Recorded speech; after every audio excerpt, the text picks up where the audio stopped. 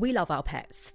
They're our best friends as we navigate life's ups and downs with a wag or a purr just when we need it. The Royal Veterinary College is there for our pets, home to Europe's largest small animal referrals hospital, with over 200 specialists providing expert care 24 hours a day, 365 days a year. The bond between a pet and their person is worth fighting for, and that's the belief that inspired the RVC Memory Tree, a beautiful handmade sculpture standing in the heart of the RVC Small Animal Referrals Hospital, adorned with gold, silver and copper leaves, each one engraved with the name of a beloved pet, and each one funding the extraordinary work happening there every day. For just £10 a month, you can dedicate a leaf in the name of your pet, celebrating your pet's life, whilst also helping to fund life-saving treatment and care for animals in need. Visit rvcact.com/memory tree to dedicate a leaf today and let your pet's memory live on.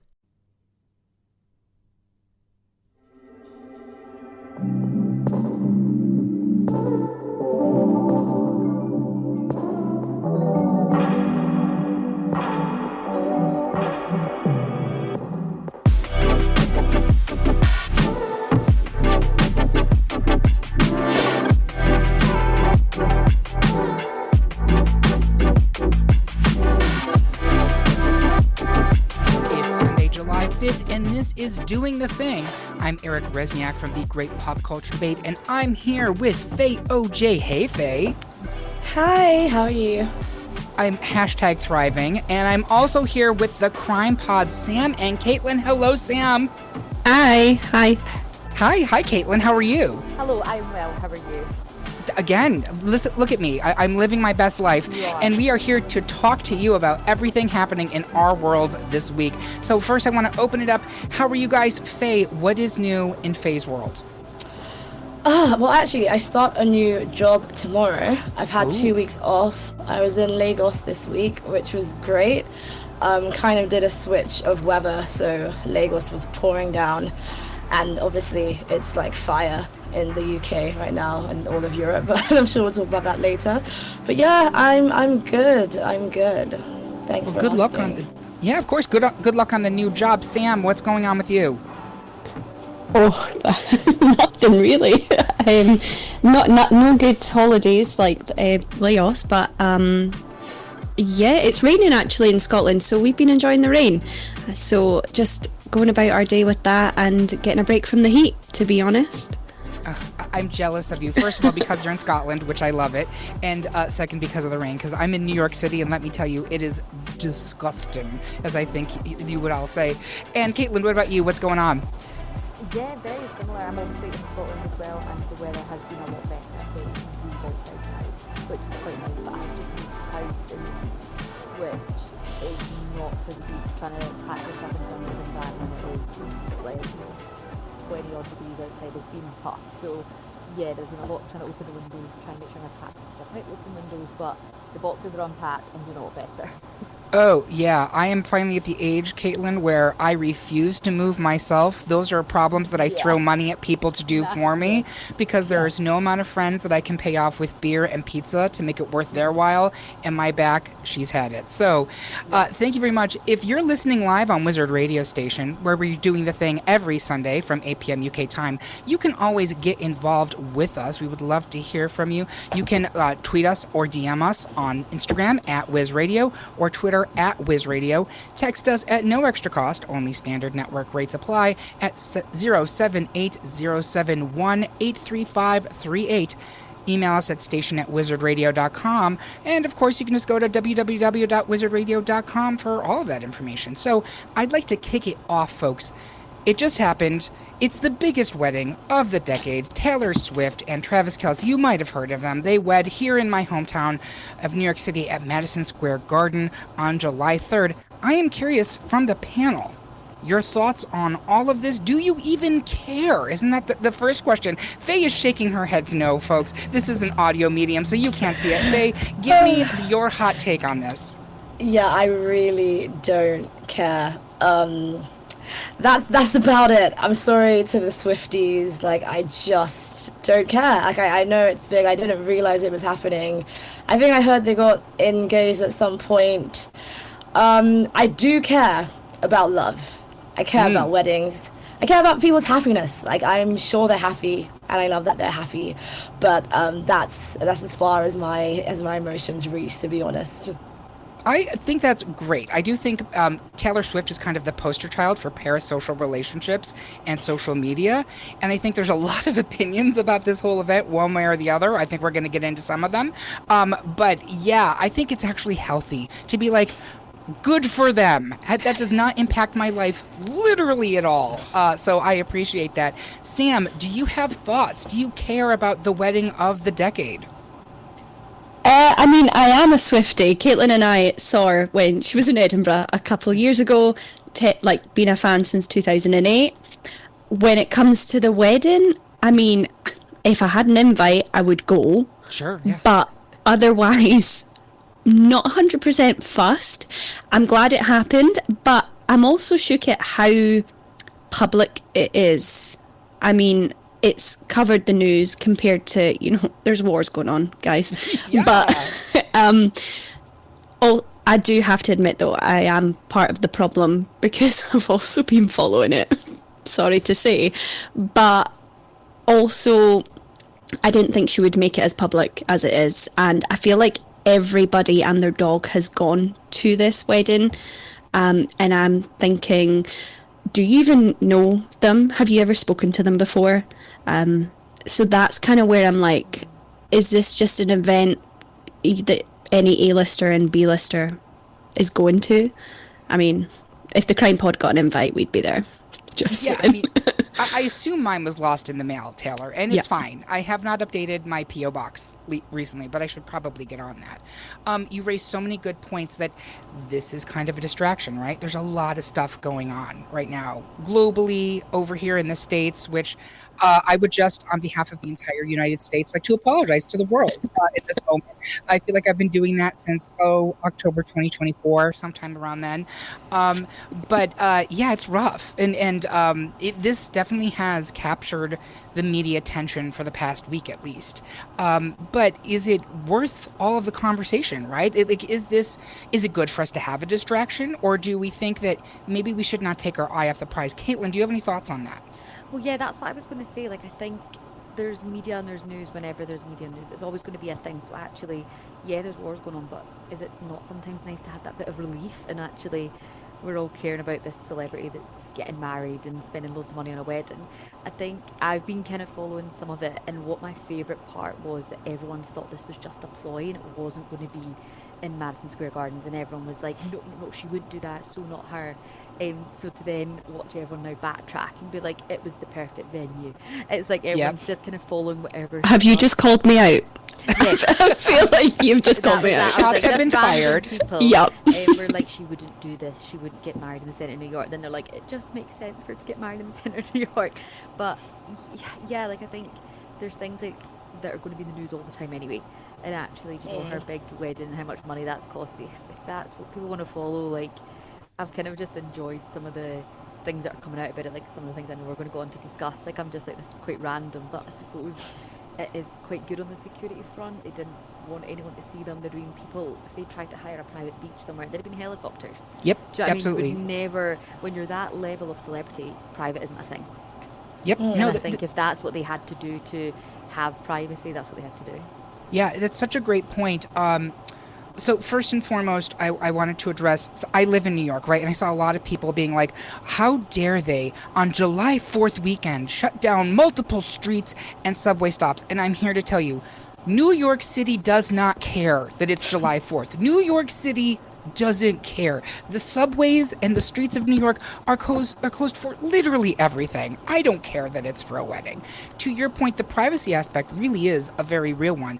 I won't go into details, but like celebrities will literally rent out the entire wings of hospitals when they're giving birth. Like I happen to know this for a fact. I work for hospitals where that has happened.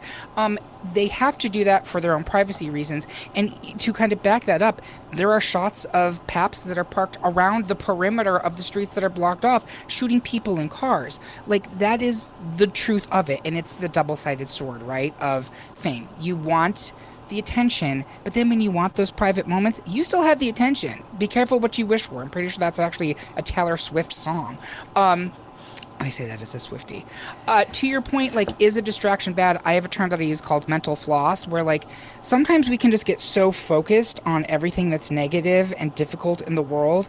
It's not such a bad thing to just have something stupid to just fixate on and just go and just give yourself a few moments a break. But then you really have to get right back to paying attention to what's going on, because I do think it's very easy to get distracted in the world that we live in, and we have really big problems. Again, hi, I'm from America. Huge problems that are going to have massive impacts on everybody else, right? So it's kind of a mess. But my main concern as a Swiftie is, now that she's married, what is she gonna write about, you guys? Like, where's the breakup songs? I hope they have a long and happy marriage and make many adorable babies. That man is hot. I'm sorry. I mean, I take the brother, but that man is very attractive. Both beautiful. What was that? They are both, like, beautiful. Beautiful, beefy men, just carved, just walls of flesh. That's exactly my type.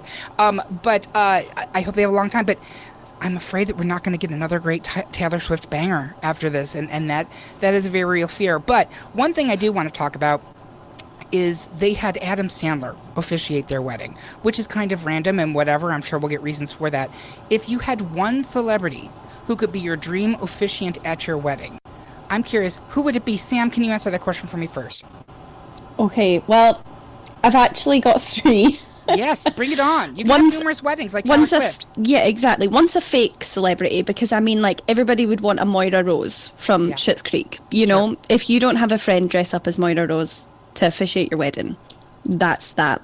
The other one would be Dolly Parton, because huge Dolly Parton fan. But if I was to tone down on the religion, I would choose Joanna Lumley, who is a UK absolute... I love her. Yeah. I don't know if she'll be big in... Actually, she's big in America because of AbFab, especially New York. Yep. So they two, maybe they could do it together. Yeah. That's what they'll do.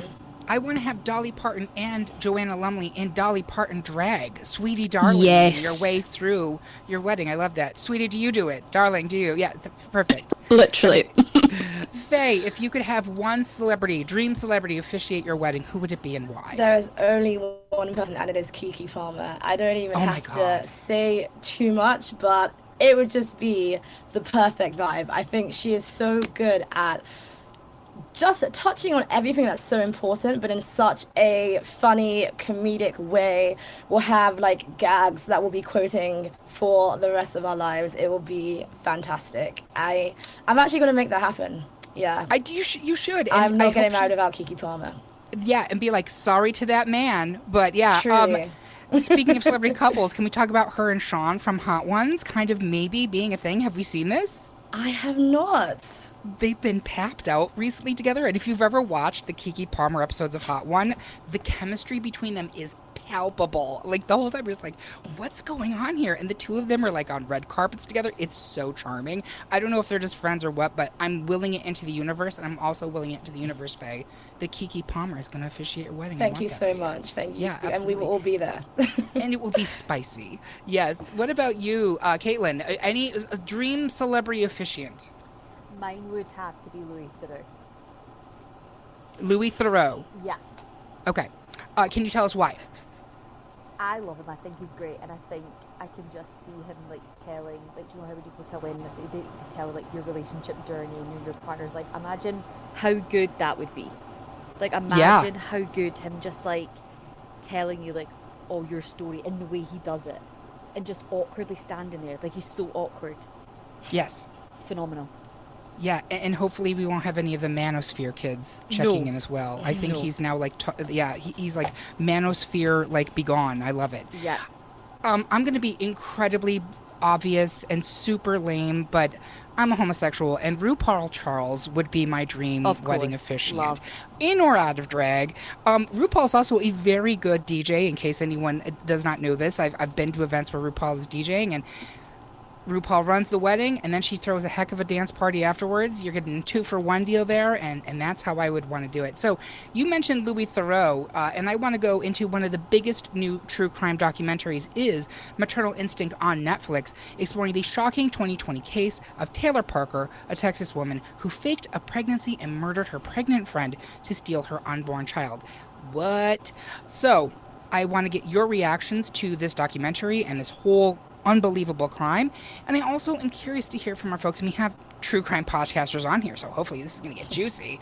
What do you think might drive somebody to commit such a crime? What could the motivation be? So, Sam, do you mind if I start with you on this one? Have you watched this documentary yet? So I'm actually letting the true crime side of us down. I have not watched it yet. I know about it.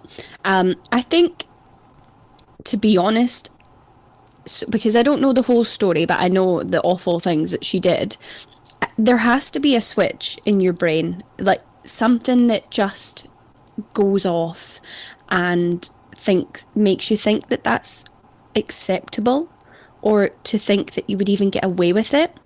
I really don't know how somebody who's completely just, goes about their day and does in quotes, normal person. Nobody's normal. But how do you then think, right, I'm going to take an unborn baby from my friend's stomach and get away with it? And the whole time I'm going to also fake being pregnant. There has to be something there, and it has to be deep-rooted, but I just don't know what.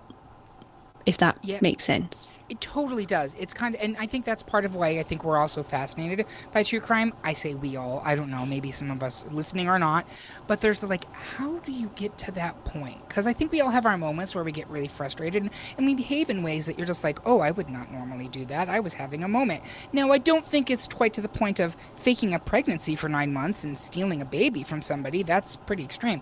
But I think that's part of what fascinates us about true crime is how did you get there from where we all are? Faye, do you have any thoughts on this? Yeah, I definitely do. I think that Sam hit a really good point about the underlying theme or the underlying thing that's there. And something that I've stopped saying is oh, I would never do that, or, I would never do that, because we always want to put ourselves above criminals or above people who do the worst things, but it always starts with something small. So it could be someone has a pencil in nursery, you really want it, you can't have it, and you're not okay with the fact that you can't have it, and that feeling of not being okay doesn't get checked, and then all it just does is snowball. We mentioned the as well, that happens, this idea of not being able to deal with rejection, not being able to deal with what you really want. And so I really think that if these things aren't checked early, you never know where they might snowball. So, whilst I am grateful for being a relatively self-aware person, I can never put myself above doing anything, and I think that's the safest way to live, so that you know the bits inside of you that aren't the best, or aren't most loving, or are a bit tapped, for lack of a better word, and can do the necessary things to correct that. So that's what I feel.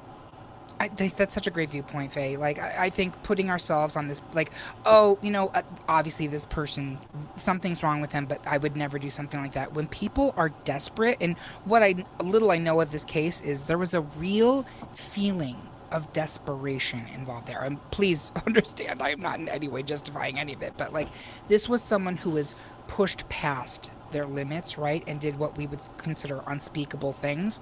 But I think it's such a great point to you don't know until you're in a crucible what you're going to do, if it's going to forge you or break you. So, Caitlin, are you also stepping back from true crime, or are you still...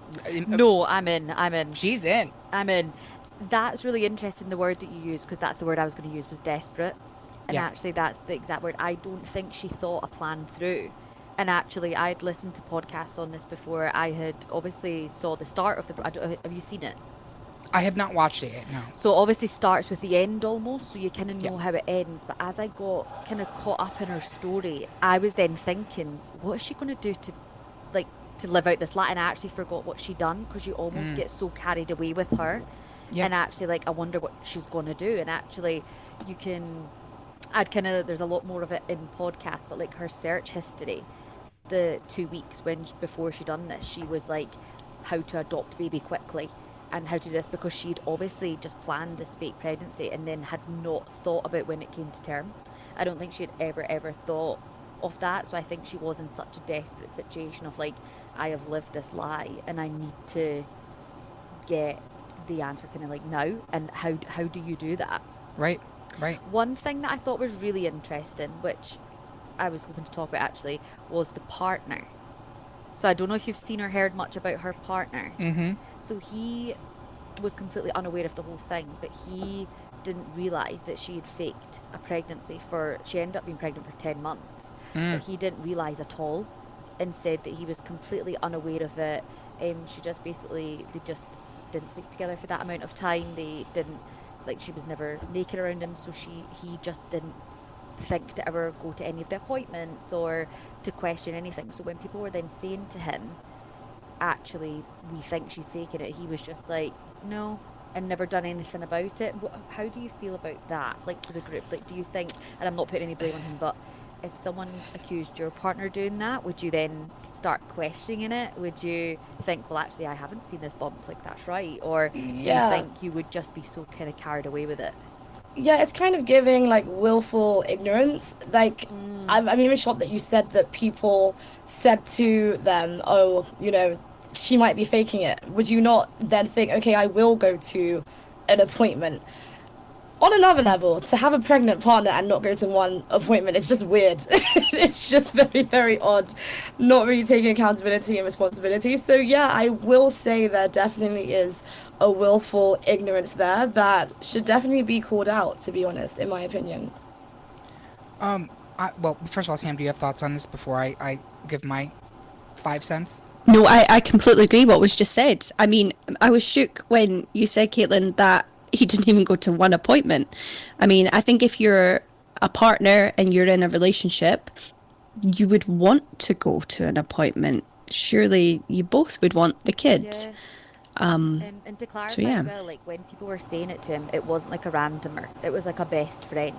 And his best friend had said, like, look, and actually had kind of evidence about it. And he was just like, no. So it wasn't just somebody stirring the pot. It was his childhood best friend being like, you're being done here. Yeah. So yeah. I don't want to say, I'm not going to make a generalization about all men. Let me start by saying that. I'm not going to do that. I am myself a male. But I will say this. In the States, we have a term called trifling. And I think that is appropriate here, where trifling men, when they have a partner who they're completely checked out on, or they're not really locked in on their own lives, are just kind of off to the side, doing what they're doing, playing Grand Theft Auto, or, you know, who knows what, and just completely checked out, right? I feel like that's something that could happen. But also, raise your hand if you've had to deal with disappointing men in your lives who have been left like, yep, visual, it's an audio medium, so you can't see everyone here is raising their hands. Like, it kind of doesn't surprise me this guy would be this clueless, because sometimes that just happens. And there are clueless women too. There's clueless everybody's.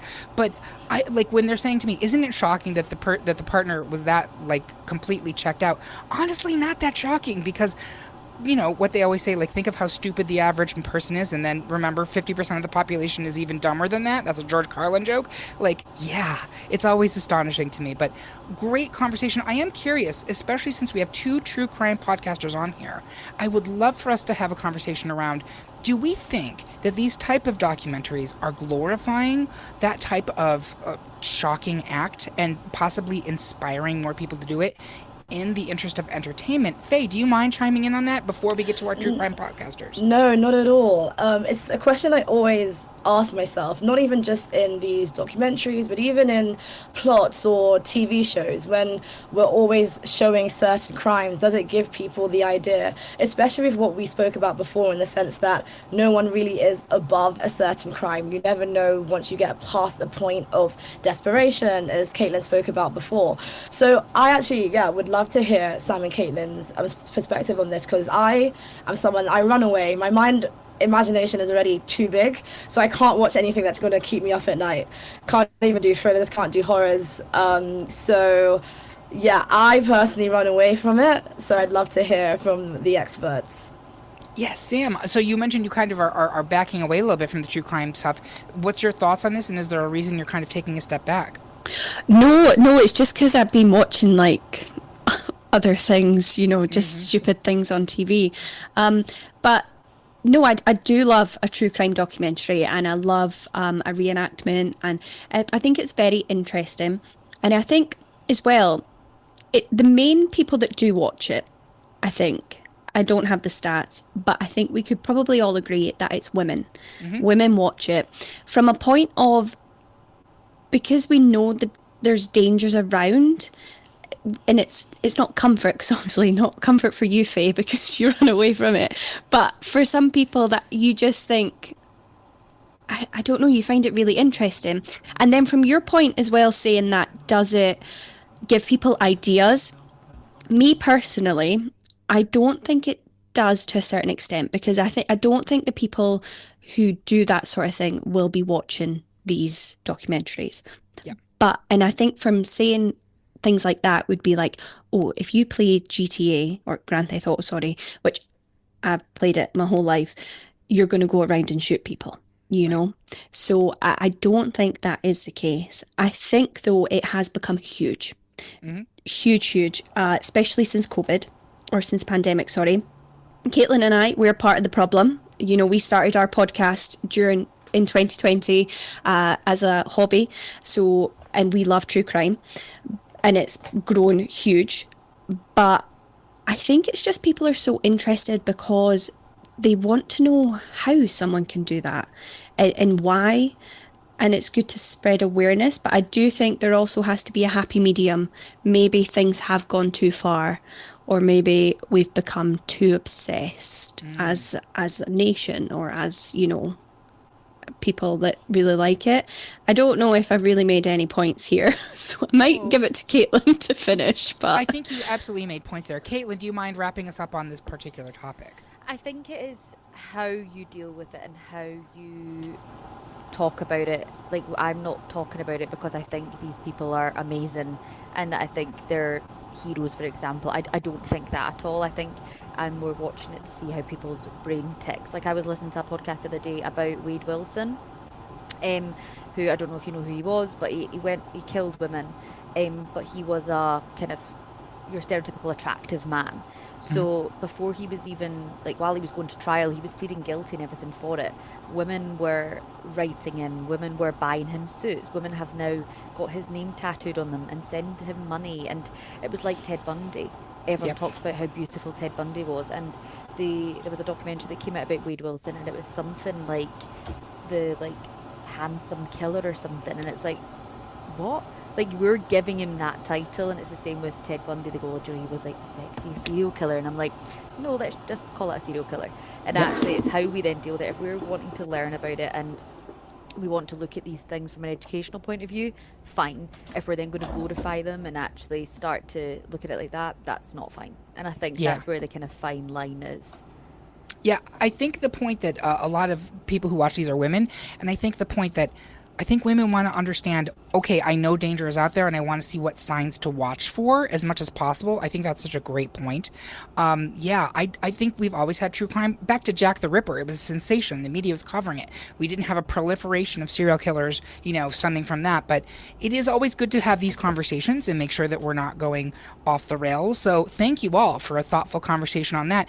And we are going to take a break, and I would love to tell you that we're going to be back with some upbeat stuff, but we're going to talk about the weather and how bloody hot it is. So we will be right back. Sometimes us men don't think much about what we wear, particularly in the summer months. You find something that's not too hot, put it on and repeat until it falls apart. This episode is sponsored by Quince, and they are changing the game for men this summer.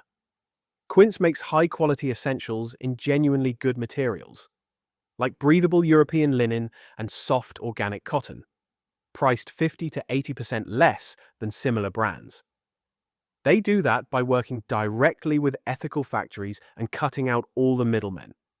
You're paying for what it actually is, not what it's been marketed as. Their European linen pants and shirts are the kind of thing you pick up as one item and end up wearing 3 times a week, starting from just $34. The tees are soft and actually fit well, and the lightweight cotton sweaters are genuinely useful when summer evenings turn on you without warning, as they tend to.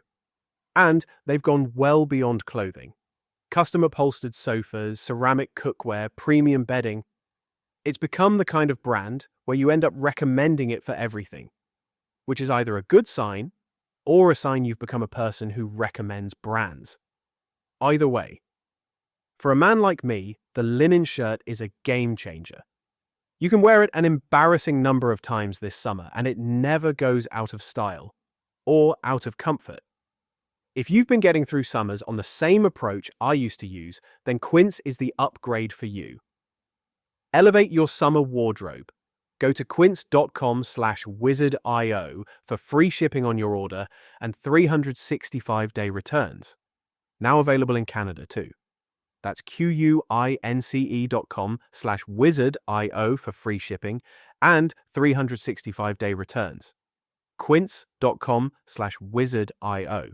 After these messages. Welcome back to Doing the Thing. I'm Eric Rezsnyak from the Great Pop Culture Debate, and I'm still here with Faye OJ and the Crime Pod Sam and Caitlin.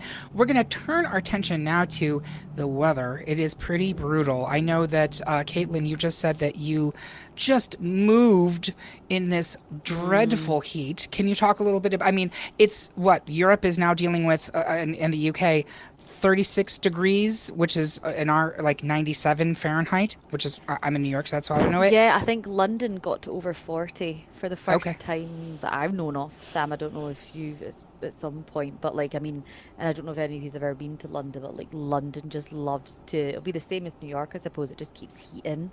Yep. It doesn't go anywhere. So we're a bit luckier, especially where Sam and I are. We're Edinburgh kind of way. So we're surrounded by sea. Yeah. Which is quite nice. So at least you have that breeze, and it's definitely nice that you've got places to go. But my goodness, it is hot. Yeah. It is so ridiculously hot. And everyone says that when you go abroad, and I'm like, it's a different heat. It does feel like a different heat. It feels like a totally different heat. And it just feels clammy. It feels uncomfortable. It's just, I'm not having a good time. I'm naturally ginger as well, so it's bad. Yeah, it's like walking outside into a wet towel is the way it is here in New York right now. Faye, you just mentioned that you were in Lagos and you said it was pouring there, right? Yes. So I was in Lagos, Nigeria, and it's rainy season, but it was raining so much more, puddles, floods. There were also floods in Ghana recently as well, which is not too far from Nigeria. So, yeah, global warming, it sucks. It really does. And there's been loads of memes about, people generating images with ChatGPT just for London to be, say, 40 degrees. And so I've just had such a dilemma because I actually work in AI. And now I'm just considering a whole career change because I don't think I can handle another hot summer in London. And just to wrap up, it's just being a Londoner, it's really tough. It's just very miserable because we have 10 months of the year and we're all miserable because it's cold and it's rainy and it's grey and it gets dark earlier. And then we have these 2 months, but it's not, maybe we have 5 days of chilled weather. It just gets scorching. I'm also a Christian, need to stay on that path. I can't go to hell. It's too hot. I can't deal. Sorry. I think I just released a lot of stuff there. But yeah, it's clearly gone to my head. I can't deal. I cannot cope. Faye, we got to dive into some of that because you gave me a lot to work with there. First of all, would we say, based on what you just said, that Bananarama was correct? Is this a cruel summer that you all are dealing with right now? Is that what we're living through? I think so. I think so, yeah. I think so. So you're working in AI. Do you agree? So someone who works in AI, are you concerned about AI's impact on the environment and what it might be doing to contribute to this? Yeah, I absolutely am. I think there is a need for more transparency. So just as with all tech, there's the ability to do a lot of good. It democratizes the accessibility to tech. So someone that doesn't know everything can, make their lives easier. It can help with your CV, can help educate, can help inform. But a lot of the big companies are not actually being transparent about what the impact of training these models are on the environment. And so I think we do need more legislation there. And it also begs this whole question of, your independent acts and then what should be done from a top-down level. There's nothing stopping these companies from putting limits that stop people using it for things that, don't benefit, i.e. guilty, hands up, therapist. I do not have a therapist. ChatGPT has been acting like my therapist. That has meant that even just replying to a simple question from a friend, I don't know how to do anymore. It's a crutch. So those unhealthy things, they are not worth this summer. And so there can be a lot of controls in these apps that stop those questions being asked, that stop you from, you know, showing yourself as a cartoon and posting it on Instagram. These things, they take up a lot of power, a lot of resources, and it's just not worth it, and it's not controlled enough. So definitely not anti-AI, but more controls are needed, more transparency and more legislation to ensure that it's not impacting the environment as much as it is right now. Awesome. Thank you very much. That was a very honest answer, and I appreciate you unburdening your soul on all that. So thank you. Sam, I'm curious from your perspective, do you think that, I mean, do you worry? Let's put thinking aside. Do you worry that this is our new normal? That now these types of extreme heat and extreme storms, etc. I was just reading that like the Pacific Ocean is running hotter than it's supposed to be running to right now, which is going to have profound impacts on so many things. Is this, the coldest summer we'll have for the rest of our lives? Do you fear that? Well, I hope it's not because it's too hot. But I do. I think there has been a huge change in weather over the many, many years. Like I was a huge fan of geography in high school. I mean, that was my favorite subject. So I am interested in global warming. And I think as well, it's really interesting, Faye, that you work in AI and you have these concerns too, because you've got kind of more of a knowledge on what's happening. What I worry about as well is the weather's changing so much, and then we're being kind of scaremongered from all the news that's going about. To a certain extent, some of it is natural, but humans are playing a huge, huge part in it. And AI, I think with the data centers and everyone saying it's going to use up all this water, we are given, I think, non-humans more privilege than basic human rights. We should, every human should have the right to clean water, but instead we're going to throw it on a machine. That gives me a lot of fear. And I think, yeah, the future for the next few generations, I think we'll be okay. I hope. I mean, I really hope. But I think in a few generations' time, if we don't do a complete U-turn, and change the way that we as a society live, it's going to be scary. And I don't think we need AI to a huge extent.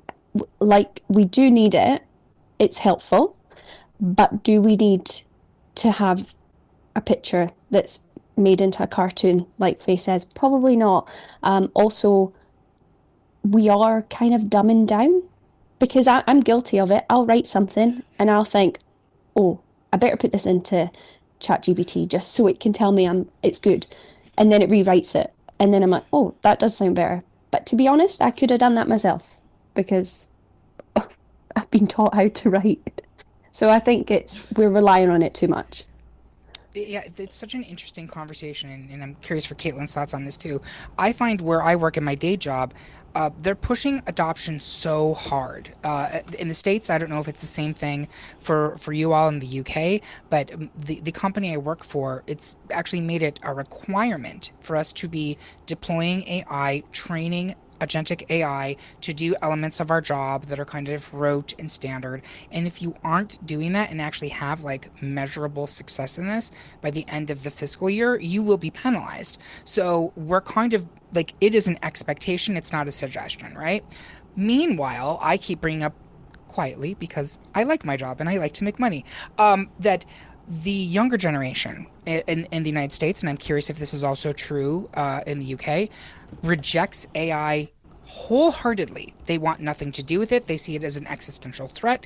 I can understand why. And we just had our midterms here, and there were multiple areas where people who were backing or there were various ordinances regarding data centers got walloped. The people do not want that in their communities. They're not interested in our money going to help to fund these situations. I'm curious, over in the UK, is it the same? Is there a generational component to this? And is there a political kind of pushback to it? Caitlin, have you noticed any of that?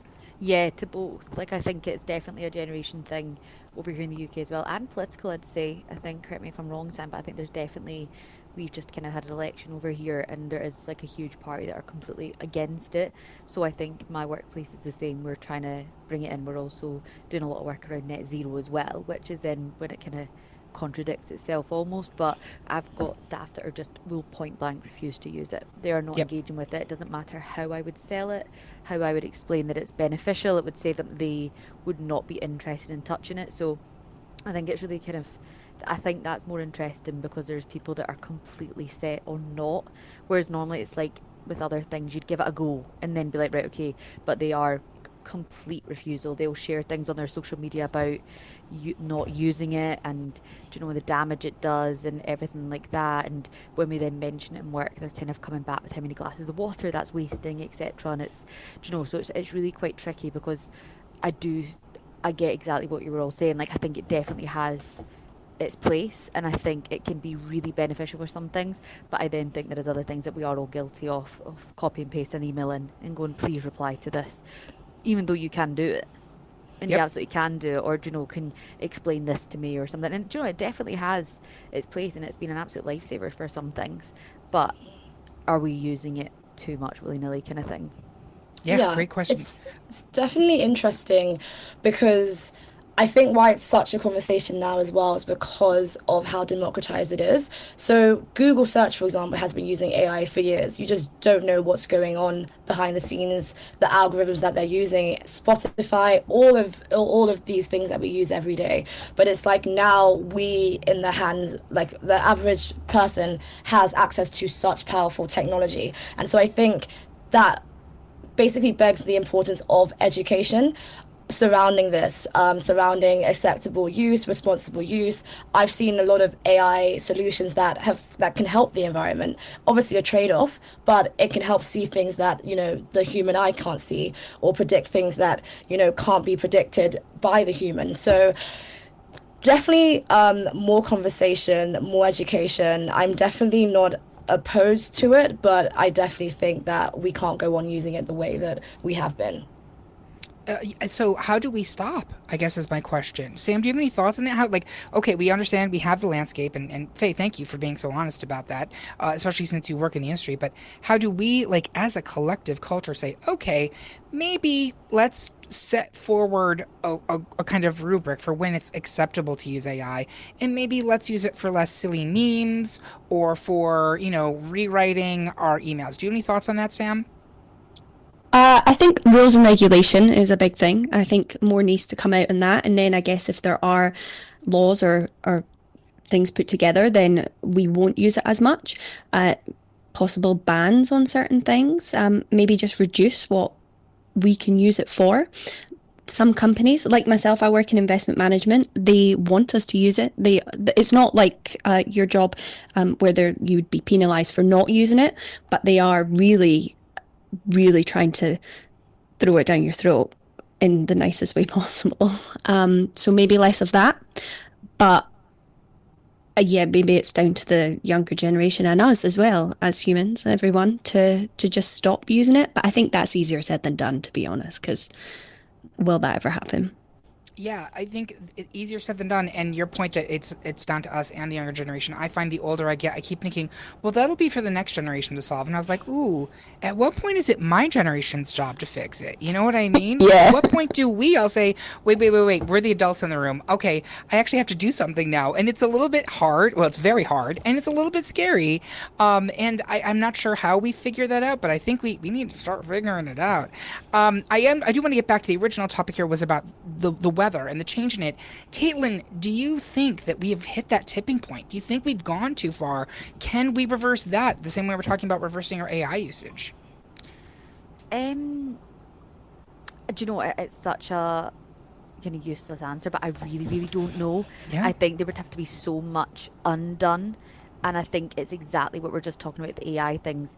Getting people to unlearn something is so difficult, and you know, you still have people out there that weirdly don't recycle, that they don't do these type of things, and trying to get, I've never done that. Yeah, because this is why we're in the position we're in. Yep. And actually, you know, there's a lot of things that you're just never going to get people to do. And I think so much damage has been done that yes, there can be so many people undoing the damage, but we're not going to get everybody on side. So I think it is about actually adapting to the new normal and preparing for it. And it is things like AC. We don't have that over here. And I think it is, something that we're probably just going to have to bite the bullet at some point. And we are now one of those countries that gets really more. I can see you in London, like, yes. But actually, like, we need to, because I don't think we're ever going to get back to a place where this isn't still happening. Unfortunately, which I'd love to think we could, but I think as a population of people, we are stubborn, and there is people that hate a change no matter what that is. And we could bring in all these solutions, and do you know what I mean, that stop planes as much, all this, but people will still want their 2 weeks all inclusive in the summers. They can. So it's really tricky, but I think we're just gonna have to start, unfortunately, adapting to the new normal, but make those changes as much as we can. Nothing beats a Jet 2 holiday, right? I saw the memes of the people in France, like, going crazy for AC units because it's so hot there right now. As someone who lives in a country that over-relies on AC, let me tell you, in New York, the mayor actually said, please, and this is in Fahrenheit, I have no idea what it is in Celsius, so, like, everyone please keep your ACs for this past week at 78 degrees or higher, otherwise we're going to tax the power grid. I can tell you, every single person I know who lives in New York City is like, yeah, that ain't gonna happen, baby. Like, nobody was willing to do that. For us, that's a very uncomfortable heat level, right? So we are a stubborn people. This is gonna be a struggle bus. And I think, to your point, we all have to kind of get used to this new normal and figure out how we survive that. But it didn't have to be this way, right, Faye? It didn't have to be this way. No, I completely agree. And as you were all talking there, I really just was thinking about the human condition. Even from the very first topic we spoke about, weddings and Taylor Swift and how entitled we can be. And then we spoke about, like, true crime and how we can sometimes think we're above a certain thing. And I just think it all goes back to how we really are as humans. Like, really, me relying on ChatGPT to be my therapist, you could say it's an AI problem. You could also just say it's a me problem. Like, there's some inner work that I think needs to be done in a lot of us. And I think, on twofolds, sometimes it would be nice to be able to trust in governments that have our best interests at heart. So from education, from laws, from all of the things that they're doing, I am not in a position where I can say that I do. So all I can think about is, like, my impact on my environment, my local environment, the people that I interact with on a day-to-day. And I think when you start to look at the world that way, it actually can give you more control, because I go back and forth with, like, being political and then being apolitical and then back and forth because I just feel so helpless. But I think when you start to consider your local environment, you have a lot more power than you think. And it could be as simple as saying hi to someone or smiling at someone or just doing the things that make you more human. And then you might just be like, you know what, I don't even want social media. I'm going to throw my phone away. I'm going to delete all of these apps. But I think that when we forget to be human is where a lot of these problems stem from. That's such a great point, Faye. Like, yes, it is. When you look at it as the collective we, it's really hard to be like, how do I make a change? But if you do make a change with yourself, and if everybody is making a change within themselves, that makes up the collective we. So that is such a great point, and it makes me feel terrible to divert the conversation to something completely and totally pointless. I hope you will forgive me, to my panelists as well as our listeners, but I do want to kind of lighten things up. When the world is on fire, what do? I think about useless pop culture.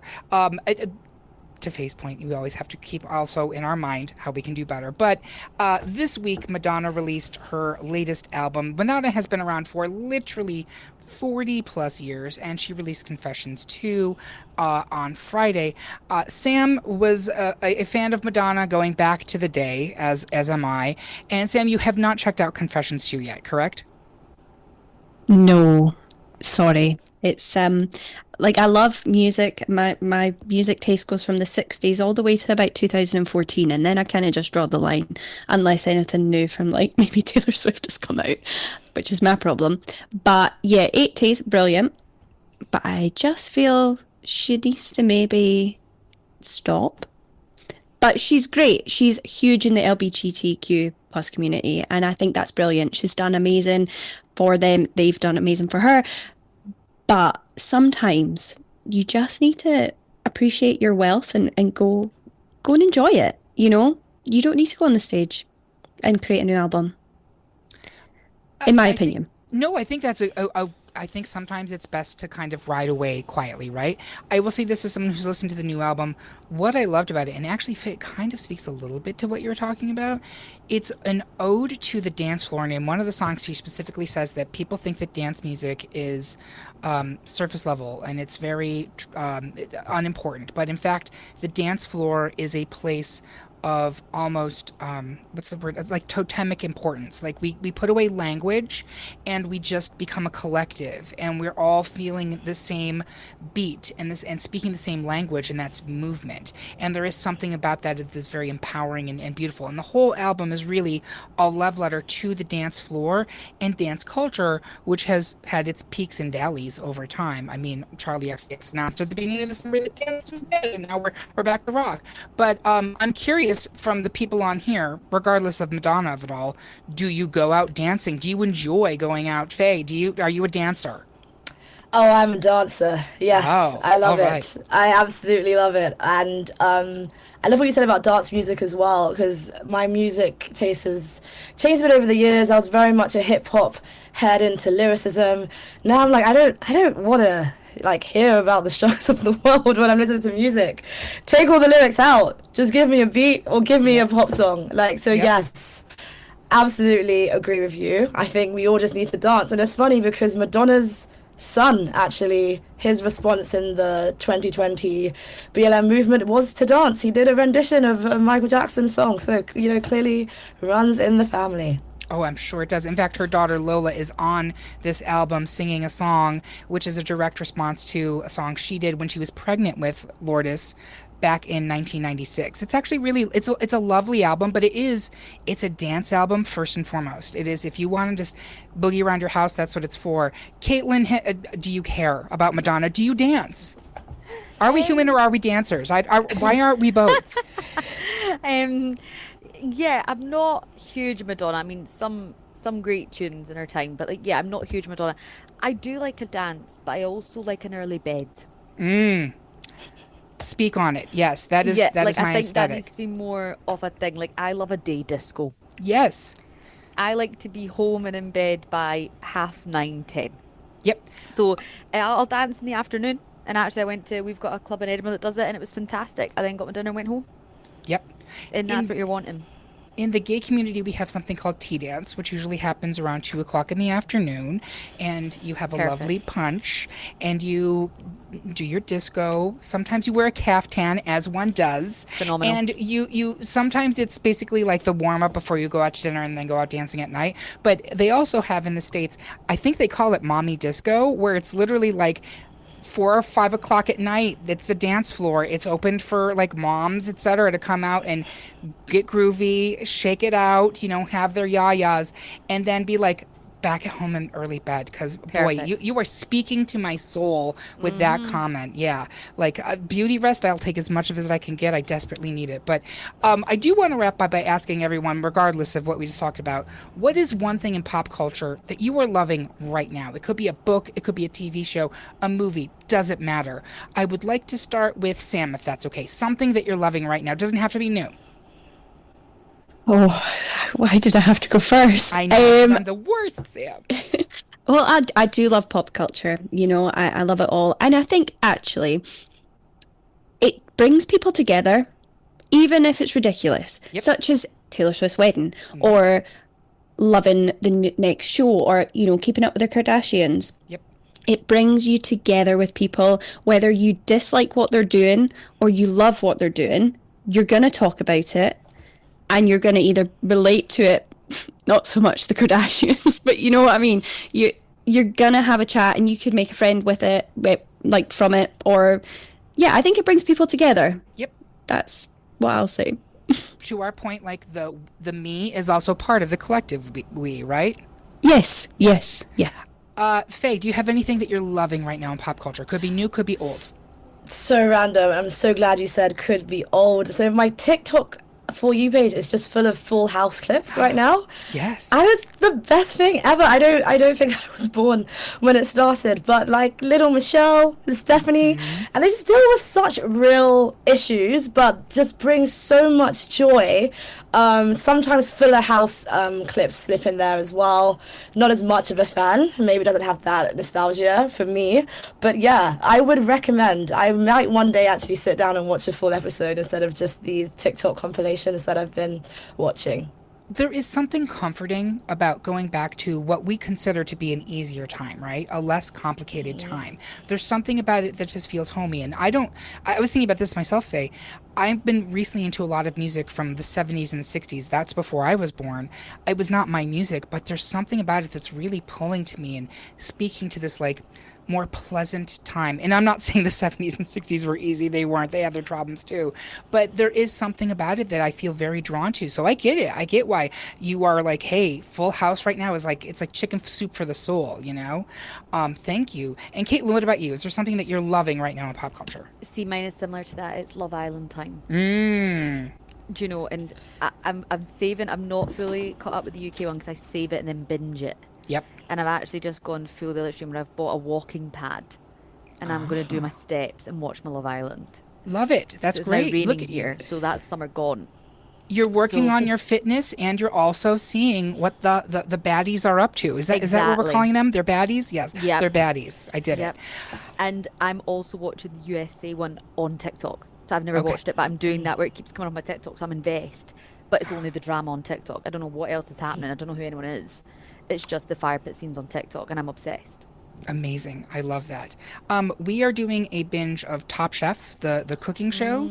And we just finished watching every season of the regular US one, and now we're on the 2 seasons of the dessert spinoff, which are a nightmare. If you've never watched it, I'm obsessed with how dark the first season is. It is like full of mental breakdowns and incredible drama, and like I'm like, I can't believe they aired this and that it's available for streaming. But there is something about it that's just so comforting to watch, and it makes me really hungry, which I probably don't need. But you can find that on Peacock. That's where we're streaming all of it. But that is all we have time for on Doing the Thing today. Thank you so much to Faye, Sam, and Caitlin. I would love to hear where our listeners can find you. Faye, where can people find you? On Instagram at fe.oj. My podcast is The Motion _ on Instagram, and then my creative community is at c.reer, Korea. Love it. And Sam, where can people find you? So you can get us on Instagram at The Crime Pod, but mostly from our podcast, which you can get on any platform that you listen to, mostly Spotify, Amazon, Apple, the usual. But we are The Crime Pod. And Caitlin, you're also The Crime Pod. But is there any place else that people can find you that Sam didn't mention? No, I think that's everything. We do have an email as well. We're old school, and we do get people emailing in with suggestions as well, so always open to that as well. Perfect. So you can find me and the Great Pop Culture Debate at greatpopculturedebate.com. That's our website. And we are also on any podcast platform you can think of, Spotify, Apple, etc. But remember to catch new episodes of Doing the Thing live on Wizard Radio Station every Sunday from 8 p.m. UK time and on all podcast platforms from Monday morning. Thank you all so much for listening, and we will see you next week.